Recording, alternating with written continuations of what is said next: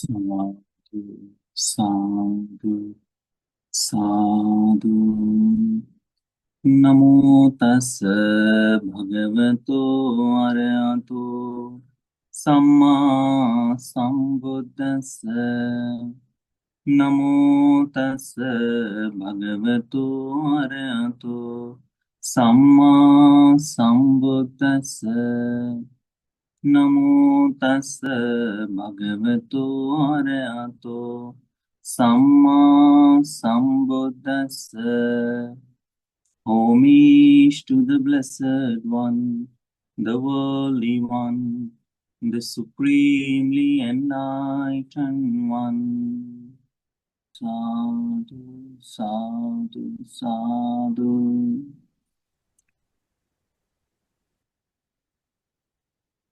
Today, we are going to learn very beautiful sutta. It's very simple, but has a deeper meaning and which will be very helpful for all of us. This sutta is called Sīlasutta, and this sutta is from the Mahavagga, same connected discourses. Mahavagga Satipatthana Sanyutta.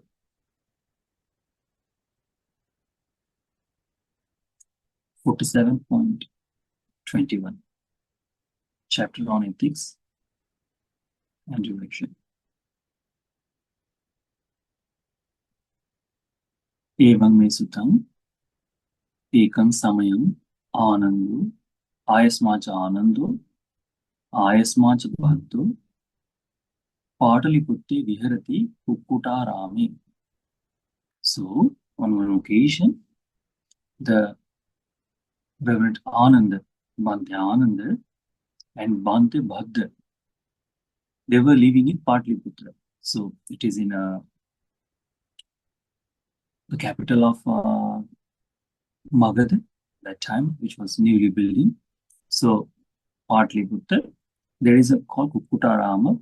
Kukkota, it means a chicken. So, maybe for the monasteries call in that name because maybe there are a lot of chickens in there, some other reason.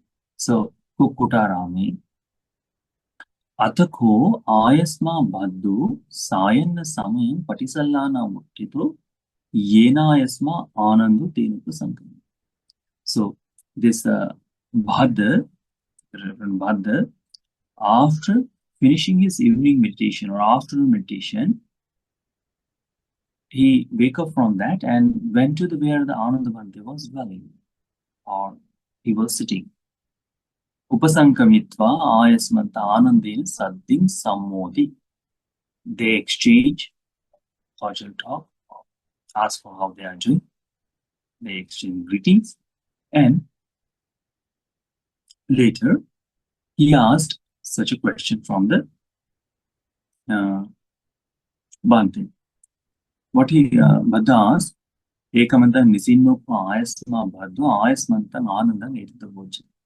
So the Bhadda Bhante is the one who asking question from the Bhante Ananda. What he asked, Yani mani auso ananda kusalani silani buddhani bhagavata. Imani kusalani silani kimatyani buddhani bhagavatati. What he asked, that Bhante, Reverend Ananda, the Buddha has spoken of skillful ethics, and what's their purpose? So kusala, it means developing the goodness in the heart. So kusalani silani, the sila has a quality, it is always developing the good karma. Sila does not make the akusala. So it is kind of fountain of a kushala, fountain of good thing, So the kusalani, silani, buddhani, bhagavata. So the Buddha has explained the skillful ethics, and what is the purpose of it? He asked them. How many precepts are there for the common person or the lay follower? So there are 5 precepts. One is abstaining from killing beings, all the living creatures. Buddha explained in various ways how to develop loving kindness toward them. That as a mother protects them, their own child, in the same way, the compassion or the loving kindness should be toward all the living beings. Second one is abstaining from stealing, which is not given to us not to take. Third one is abstaining from sexual misconduct, where you are committed not to go beyond that, not to cheat. So that is the third. Fourth one, abstaining from telling lies. The words which are meaningless or lies which is harmful for both parties. Such a words not to be speak. So lying is, Buddha said, abstain from telling lies. And fifth one is, whatever the intoxication, drinks and drugs, make us dull-minded, lose us our concentration, lose ourselves, when we are unable to become aware of what is happening. Such a intoxicating, all the things, weed, drugs, drinks, and all of them, it is abstained from, because person lose himself and he cannot progress in Dhamma because of that. So these are the 5 precepts for the day-to-day life. Then the Buddha explained another precept is called anagarika precept, So those are ajivattamaka sila. So those ajivattamaka sila will be the brahmacharya. So celibacy life. I will protect the celibacy life. And then there is no drinking precepts in there because 5 precepts has completed and now this person is going further. So there comes abstaining from telling lies, abstaining from divisive speeches, abstaining from harsh words, and ideal chatter, and living the life with the Dhamma, all the earning. So Samma Ajiva is the one thing that they are observing. Then comes the 8 precepts for the full moon day or new moon day or quarter of the week. So quarter of the month. So these are the 4 days person has to follow 8 precepts. These precepts also Buddha explained. And then come the Samanera precepts. Someone become the novice monk and they observe 10 precepts. Then high ordination precepts for monks and for nuns. These are the precepts Buddha explained. And all of them, each precept has a one quality. It's called kusalani, skillful, or develops the good merit. Good karma is always creating from them. So this Bhadda Bhante asked this question from the Anand Bhante. What asked? Bhante, what is the purpose of this precepts?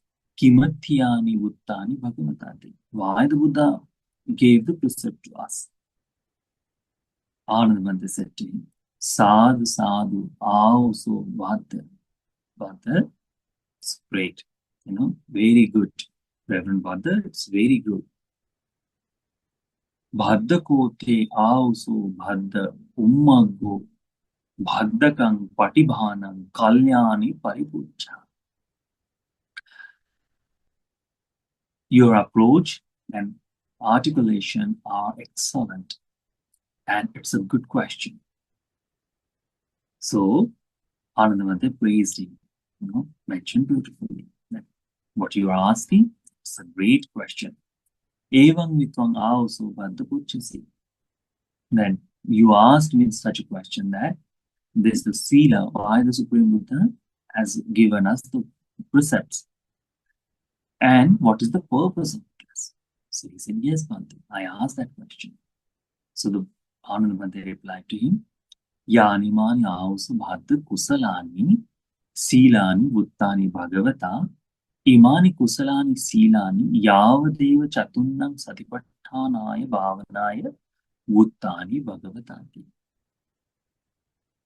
He said, the Buddha has spoken of skillful ethics to the extent necessary for developing the four kinds of mindfulness meditation.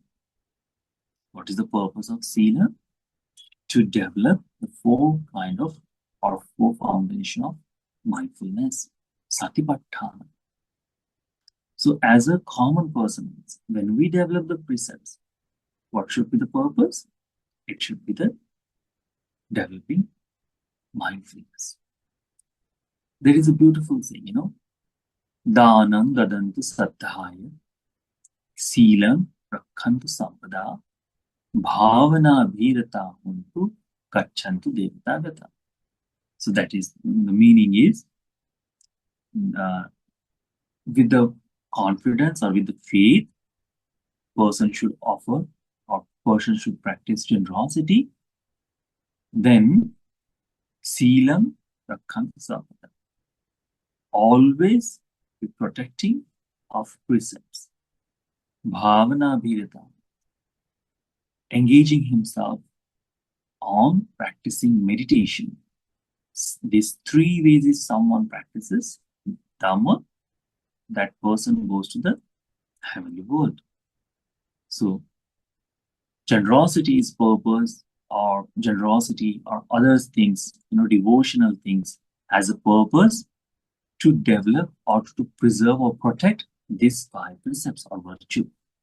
This virtue, what it does, it cleanses our wisdom. Silam parisodheti panya. That is the word it's used. That the virtue clean, virtue wash our wisdom. It makes become it clear. It's more visible. So parisodheti panya. And what is the purpose of panya? To understand or to practice for foundation of mindfulness. So as a lay follower, every day when you are practicing Dhamma, what should be there? There should be meditation. Doesn't matter how much long, but every day the meditation should practice in this four ways. What four? Katame chattaro, it says, Katame sanchatunna, idhauso bhikkhu, kaye kayanupasi viharati, atapi sampajano satima, vineya loke abhijja domanasam. And it's when the mendicant or when the bhikkhu meditate by observing an aspect of the body, keen, aware, and mindful, rid of covetousness and displeasure for the world. That is the way the person has to practice mindfulness. So first mindfulness is mentioned about this body. What is the mindfulness Buddha explained to do? That time to time when we're practicing breathing meditation. So breathing meditation goes like this. You observe your breath, inhaling and exhaling. Then you observe the variations of your breath. Not all the time we breathe the same way.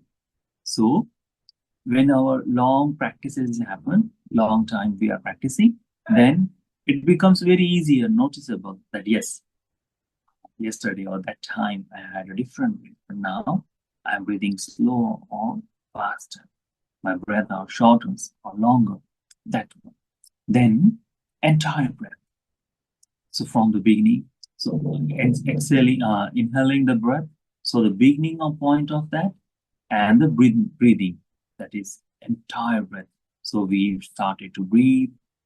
We breathe in, fill the lung, and then pause before exhaling. That is called entire breath. So being mindful. And then being mindful of your entire body. Just being aware of entire body You are breathing in, breathing out. So from this nose, we are expanded our mindfulness toward the entire this body.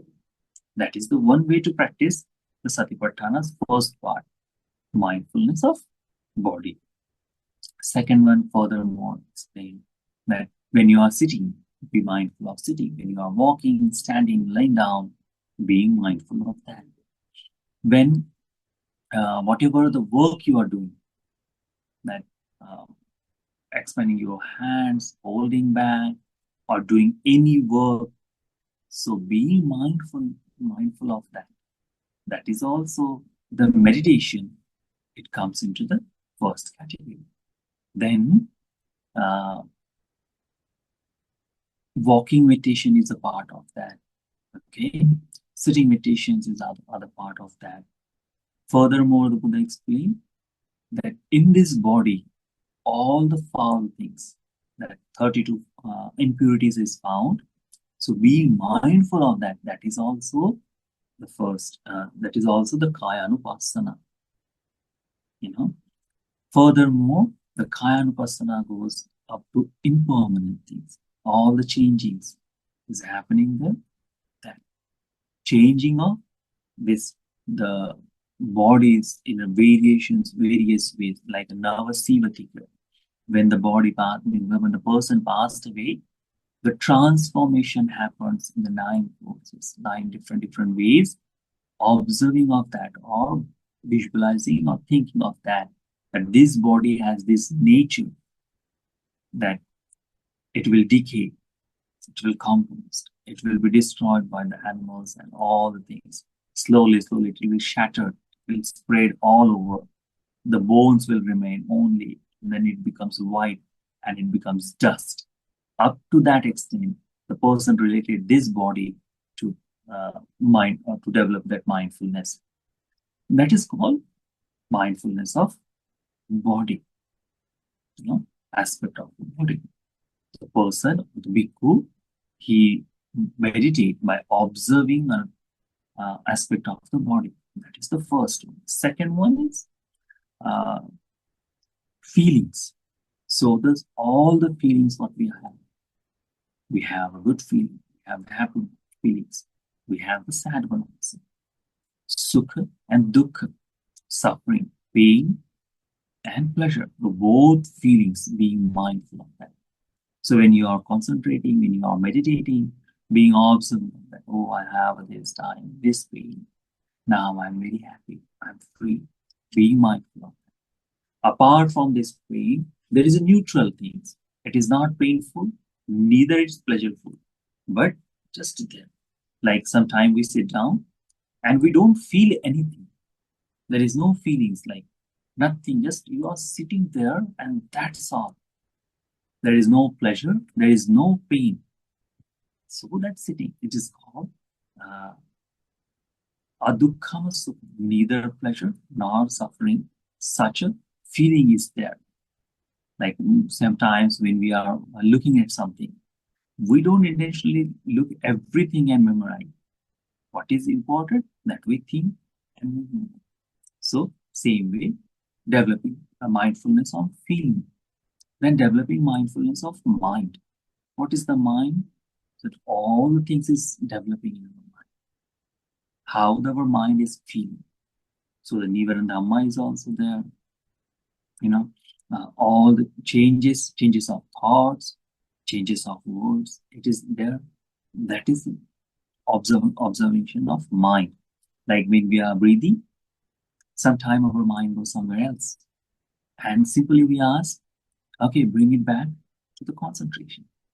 But when you develop the mindfulness of mind, you observe that why this mind is went there. So observing of that also becomes there. Then the principles, all the entire phenomena is happening in this world. Whatever is happening, not means outside world, and entire this world, this entire body. Whatever the happenings is being mindful of that. Like slowly by body, we slowly we what it called retreat inside. We observe inside. So from the body, we go to the feelings, feelings to the mind, mind to the phenomenon, what is happening in the world. So any kind of thought of pleasure or um, the craving arise, the person becomes mindful of that. When the thought of hateful arise, person becomes mindful of that. When there is a thought of renunciation, person becomes mindful of that. When there is a thought of immersion, person becomes mindful of that. In such a way, these are the four foundation of mindfulness. What is the purpose of our precepts?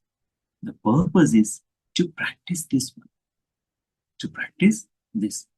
If someone is observing 5 precepts and he's not practicing meditation, then these 5 precepts are, the purpose is not solved. Someone bring something to their home and it is just kept as it is there, not opening the box, nothing is doing, and it is only there. There is no purpose of it, not utilizing it. In the same way, Buddha explained these 5 precepts so the person can develop mindfulness. This 5 precepts looks very simple, but it has a true meaning. So our mindfulness should be developed. These 5 precepts later on become the Eightfold Path. So starting from this place to go up to the realization of Dhamma, because the phenomena or the principle, mindfulness of principle, that is completes when the Eightfold Path is done. Person becomes enlightened. That is the purpose. So the first step is called precepts. Then all the time, bhikkhus explain, monks or the teachers explains how to make the strength in how to bring strength in the precepts. For that, there is a devotional services. When you have a devotion toward Buddha, when you have faith toward Buddha, when you have a confidence toward Buddha, then the Buddha has said this thing, and I will follow that. When you practice generosity, how the generosity flourish? Like if someone plant in small plant, he places in his garden, okay, and his first intention should be, or usually it is, that how this flower plant bloom, how I can get the beautiful flowers, how can it looks decorative. So what we do, we clean all this entire circle, we use the compost or any kind of fertilizer, we nurture, we give the water in proper time, and then when the start the blooming, then we trim also, so there should be the more and more. Same way, when someone practice generosity, what is the purpose? So it should give the more benefit, more result. And how the result comes? When the person practice with the virtue, when the person practice with the this ethics. When the ethics are there, for person who is offering and person who is receiving, for both person, if they are ethical, they are practicing precepts, then this generosity becomes more strengthful. That is, and then by doing this, the person's virtue becomes more and more stronger. This virtue, what it does, it cleanses the wisdom. Cleanse, always washing, means whatever the different things is happening in this world, there are a lot of kind of different wisdoms. There are a lot of kind of knowledges in this world. But the purpose of knowledge is liberation. If that is not happening, then our knowledge is we will utilize in one life and it will go away. That's all. But if we are practiced for the purpose of enlightenment, then it continues from life to life. So the 5 precepts or ethical conducts, it is the purpose to develop the mindfulness. What kind of mindfulness? So the basis of 4 foundation of mindfulness. That is the thing the Bhante explained here. The Buddha has spoken of skillful ethics to the extent necessary for developing the 4 kinds of mindfulness meditation. And that is the word the Ananda Bhante said to the Bhanta Bhante. Isn't it the beautiful sutta? Simple thing the Buddha explained. Or Buddha's teaching is very simple. Nothing is meaningless in this Dhamma. Nothing. Whatever you do, whatever the actions, generosity has its purpose. Virtue has its purpose. Simply, when someone observes the precepts, from that moment, the good thing is practiced. Buddha says in one of the sutras that the 5 precepts are kind of river, flow of river it is.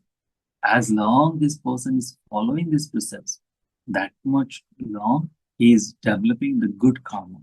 The merit is generating from there. And in the river, we cannot count that how much water has been flown. Continuously flowing water, continuously going. So you cannot count in that. And all that merit is utilized for this purpose, to the realization and liberation. So as you are observing precepts, as you are following the teaching, your time should be spent in isolation also. Every day that we should be practicing meditation also. And as we do, then the true purpose of our virtue or ethical content, it is utilized. Okay, so that is the sutta we learned from today. Okay. In this sutta, this is Satipatthana. It is all suttas is explain about what is the purpose of Dhamma.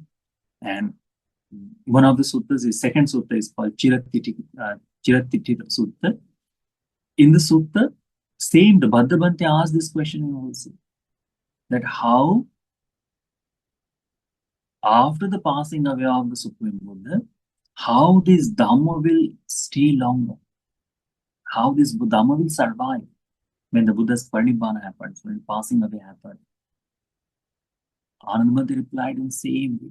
He said, as long as the bhikkhus practicing this 4 foundation of mindfulness, that much long this Dhamma stays long. The life of Dhamma, it depends on the practice of this 4 foundation of mindfulness, Satipatthana. When the bhikkhus stop doing that, then this Dhamma slowly vanish.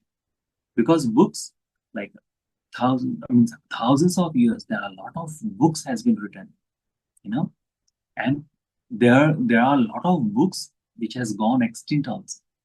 No one reads. There is no copies. We lost in that time because no one reading. In the same way, now we have the books. We are reading, but if you are not practicing, then these books also goes. There is nothing remains. In the Gutenberg project, I was looking for millions of books are there, and the viewership is not that much large.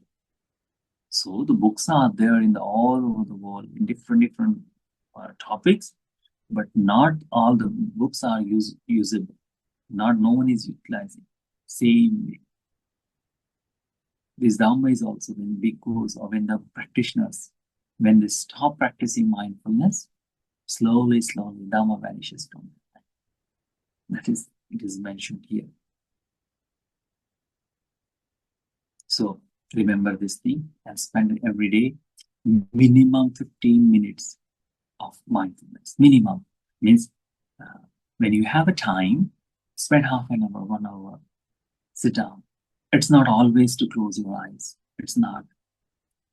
But closing eyes is a good thing. Practice that. When you are very busy schedule, it's a lot of work, college or any engagement is there, then 15 minutes minimum. As we every day, doesn't matter how much busy we are, we eat something, we have snacks, we munch on something all the time. Or I'm very busy, I don't have a time, but I will take some bite. That we say in a safe way. We have to do, okay, very busy. Let me sit down for 15 minutes.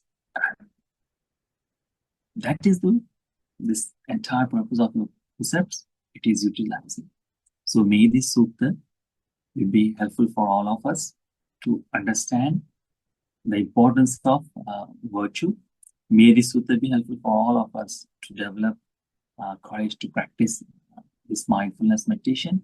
May this sutta be helpful for all of us to realize the Four Noble Truths in this Gautama Buddha's dispensation. Sadhu, sadhu, sadhu. Yes, I have a question, Bhante. Yes, Chandrika? Okay, Alan, yeah. You mentioned there are nine ways of transformation when one dies. Can you elaborate a bit on that, Yes. please? Earlier time, it was an open cemetery, so there was no cremation or no burial ground. Usually people, they throw the bodies in the forest. It was designated that this place will be the cemetery. So carnal ground, what it says. When someone passed away first, so the first 1, 2, or 3 days, this body becomes blue, swollen, filled with liquid and started to stream. So that is the first way to observe the body. My body is also going to become like this. Like that is, all the veins become, and it's small, very small, and looks like that. It's not good sight. So that is second day when it started to tear up, the skin falls, all the liquid falls down, and the small animals start to eat the body. That is the second. Furthermore, they are ripping the fleshes, and different kind of bigger animals like all the whoever lives in the forest, those animals are started to snatch. So the everywhere the blood is shattered, or everywhere the parts are shattered. That is the furthermore. Then there is all the joints is broken away from the eating or those. So those are also shattered everywhere. With the flesh, with the blood, it is there, it is visible. And these bodies also have these joints. So mindfulness of that. Then furthermore, slowly as devouring, nothing remains there. No flesh remains, only bones. And those are also eaten by them. That is one of the things. Furthermore, it goes, now you find every part in every different way. Like skull is somewhere different, their hand is different, fall in some different place, your leg is different place. So it is shattered in that way. First, the entire skeleton is together, ripped off, and slowly, it is very close. But now it is shattered everywhere. That is the one. Furthermore, bones are started to breaks. That, and then it becomes only white, clean bones, because now it's long time has passed. Slowly, these bones also become a dust and nothing remains. Very small kind of smaller dust, small shattered chips are there. These are the 9 things that Buddha explained. Whenever you see this outside, relate with this body, that my body is also have that nature. What body I am holding, it is me, myself, that I have this much attachment toward this body, and that is the nature. So from the outside source, he relate to himself, and the attachment start to become detached. That is the purpose of mindfulness of body. When this body has that things, then the person goes to the little one step further. Mindfulness of feelings, mindfulness of mind, and then phenomena. So that's So if you Is there? haven't seen, if you personally have not seen the Mhm. body in these different stages, do you just imagine it? Yes. If it means now there is availability on the YouTube also, lot of ways.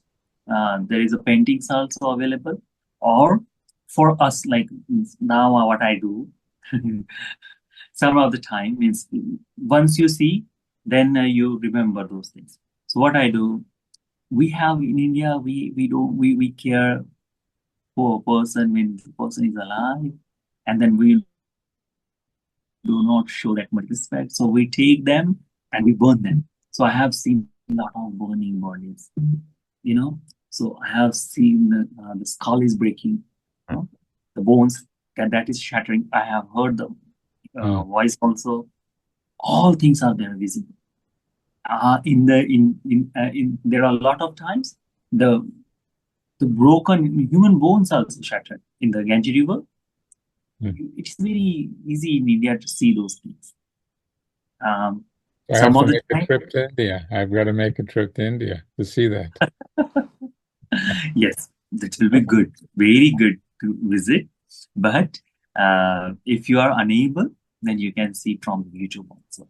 Okay. We can imagine also. Imagine. Uh, but in the 9 ways we imagine, it's not more about the imagining this thing, that, but being understand nature of this body. It body is also finished in that moment. Mhm. One day, you see how many times we have born. The Buddha gave the beautiful example about Eon. Buddha says, only as a human, if we have born, all the bones we collect and we make the pile of it, it will be the larger than the Himalaya. Oh. That Hmm. much time we have born as a human being. But every life, we have this attachment. So we're still in this world. Me also, still in this world. Why? Because there is no realization yet.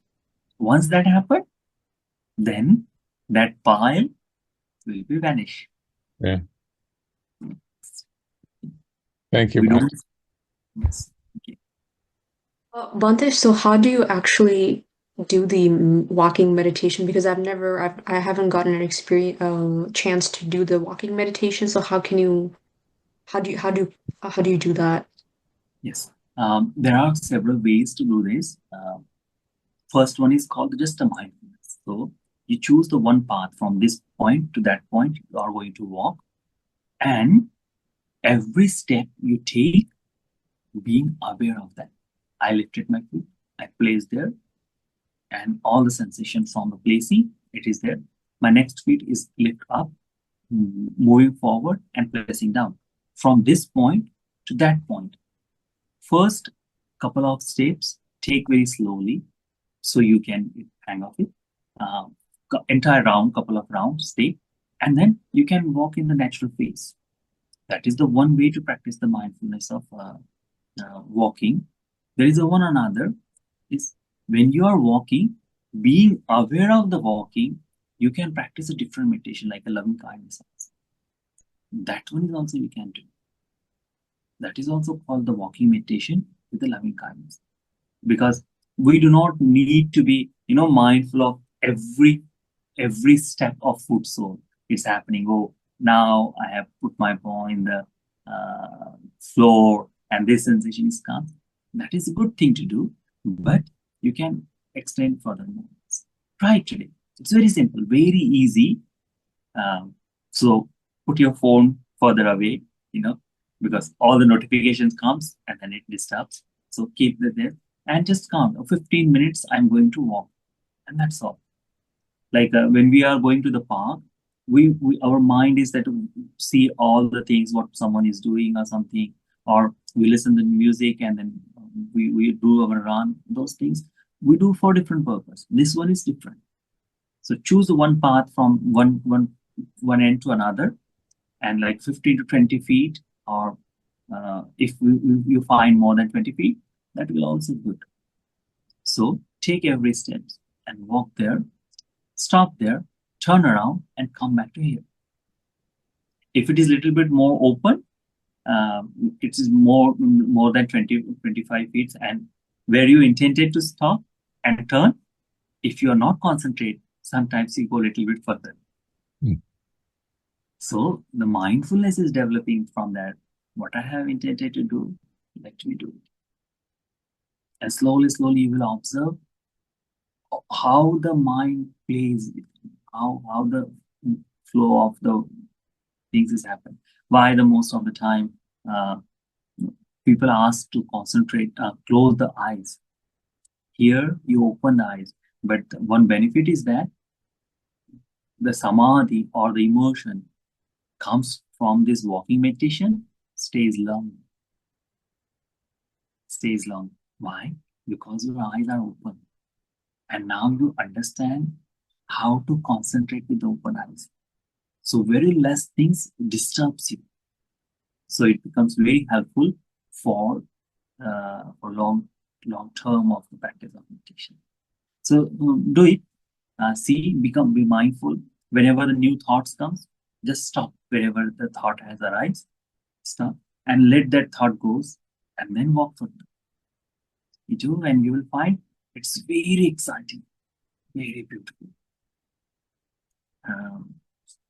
All the monks, every monk, whatever I have seen, every monk do practice walking meditation.